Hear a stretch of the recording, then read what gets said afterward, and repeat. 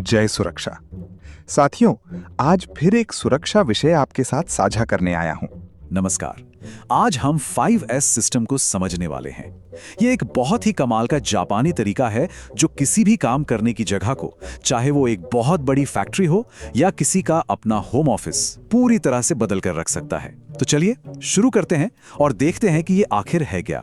चलिए इस सवाल से शुरू करते हैं। कभी कभी ऐसा लगता है ना कि डेस्क या वर्क स्टेशन हमारी मदद करने के बजाय हमारे रास्ते में ही आ रहा है। बस यही वो असल प्रॉब्लम है जिसे 5S सिस्टम जड़ से खत्म करने में मदद करता है। अब जरा इस बारे में सोचिए कि एक बिखरी हुई जगह की असली कीमत क्या होती है। ये सिर्फ देखने में ही खराब नहीं लगता, बल्कि ये हमारा समय, पैसा और सबसे बढ़कर हमारी प्रोडक्टिविटी को धीरे धीरे खत्म कर रहा होता है।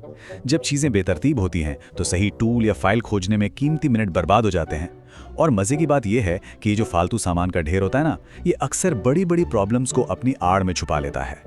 तो फिर इसका हल क्या है? जवाब है 5S।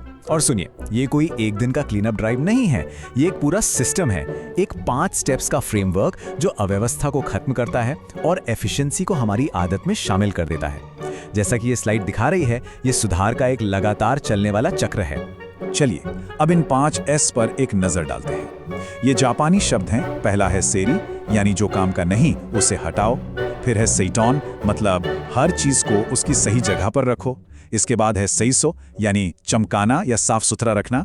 फिर आता है सेकएत्सु, यानी इन स्टैंडर्ड्स को बनाए रखना। और आखिर में शित्सुके, मतलब स्व अनुशासन। हर स्टेप का एक साफ मकसद है। जैसे सेइटोन का लक्ष्य यह है कि कोई भी चीज 30 सेकंड के अंदर मिल जानी चाहिए। तो सबसे पहले आता है सेरी, यानी सॉर्ट। इसका सिद्धांत बहुत ही सिंपल और पावरफुल है। जो जरूरी है उसे रखो और जो नहीं है उसे हटा दो। बस यही किसी भी वर्कस्पेस को बदलने की पहली और सबसे अहम नींव है। तो इसे करते कैसे हैं? सबसे पहले तो उस एरिया की हर एक चीज पर नजर डालिए। फिर हर चीज के बारे में फैसला कीजिए, क्या इसकी यहां जरूरत है? और जिन चीजों पर थोड़ा डाउट है या जिनकी मरम्मत होनी है, उन्हें एक रेड टैग एरिया में रख दीजिए ताकि उन पर बाद में आराम से फैसला लिया जा सके। और ये देखिए, ये स्लाइड बिल्कुल यही दिखा रही है। सेरी का मतलब है एक्टिव होकर ये तय करना कि क्या रहेगा और क्या जाएगा। इससे न सिर्फ काम करने के लिए खुली जगह मिलती है, बल्कि एक तरह की मेंटल क्लैरिटी भी आती है। अच्छा, छांटने के बाद सबसे बड़ा सवाल ये उठता है कि चीजों को रखें कहां? ये टेबल इसके लिए एक बेहतरीन गाइड है। जो चीजें रोज लगती हैं उन्हें बिल्कुल हाथ के पास रखो। जो कभी कभार इस्तेमाल होती हैं उन्हें किसी सेंट्रल जगह पर रख दो। और जो साल में एक आध बार काम आती हैं उन्हें तो बेझिझक कहीं दूर भी रखा जा सकता है। चलिए अब दूसरे एस पर चलते हैं। सेट इन या सेट इन ऑर्डर। इसका मूल मंत्र है हर चीज के लिए एक जगह और हर चीज अपनी जगह पर। मतलब चीजें ढूंढने में जो टाइम वेस्ट होता है ना, वो सब खत्म। इससे एफिशिएंसी अपने आप बढ़ जाती है। तो करना क्या है? हर टूल, हर फाइल, हर चीज के लिए एक पक्का घर बनाइए। उस घर को लेबल कीजिए और यह पक्का कीजिए कि चीज को उठाना और वापस रखना एकदम आसान हो। यही छोटी छोटी बातें व्यवस्था को बनाए रखती हैं। यह स्लाइड एक बहुत ही अच्छा उदाहरण है, जैसे जमीन पर बनी ये मार्किंग्स या दीवारों पर टूल्स की आउटलाइन। ये विजुअल संकेत तुरंत बता देते हैं कि कौन सी चीज कहां रखी जानी चाहिए। इससे सोचना नहीं पड़ता, पता होता है कि क्या कहां जाएगा और चीजें हमेशा व्यवस्थित रहती हैं। तीसरा एस है सेइसो या शाइन। और ये सिर्फ झाड़ू पोछा नहीं है, असल में ये इंस्पेक्शन का एक तरीका है। जब आप किसी मशीन या अपने डेस्क को साफ करते हैं ना, तो आप छोटी मोटी प्रॉब्लम्स जैसे कोई तेल का लीक या कोई ढीला तार, उससे बड़ी मुसीबत बनने से पहले ही पकड़ लेते हैं। अब हम एक बहुत ही जरूरी मोड़ पर आ गए हैं। पहले 3 S, sort, set in order और शाइन, ये वो काम है जो किए जाते हैं। लेकिन असली खेल तो आखिरी 2 एस का है, जो इन कामों को हमारी आदत बनाते हैं। यहीं पर असली और टिकाऊ बदलाव आता है। चौथा एस है सेकित्सु या स्टैंडर्डाइज।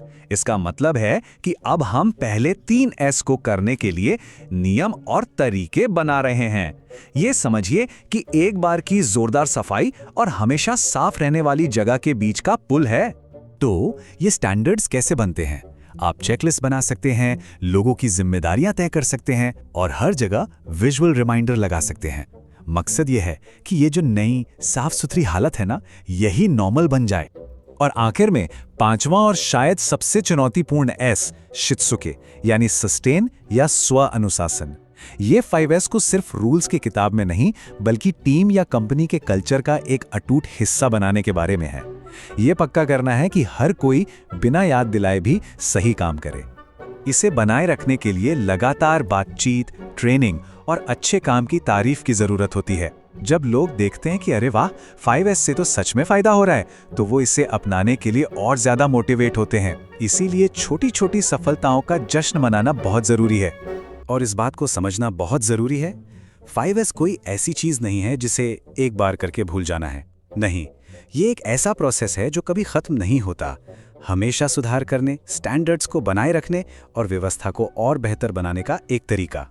भले ही 5S की शुरुआत मैन्युफैक्चरिंग से हुई, पर इसके सिद्धांत हर जगह काम आते हैं। जैसा कि ये कोट कहता है, चाहे काम फिजिकल प्रोडक्ट्स का हो या डिजिटल जानकारी का, एक व्यवस्थित प्रक्रिया से गलतियां कम होती हैं और काम आसानी से चलता है। आप इसे अपने कंप्यूटर की फाइलों पर, अपने किचन पर, कहीं भी, लिटरली कहीं भी लागू कर सकते हैं। तो अब सवाल ये उठता है कि इस सारी जानकारी का क्या किया जाए?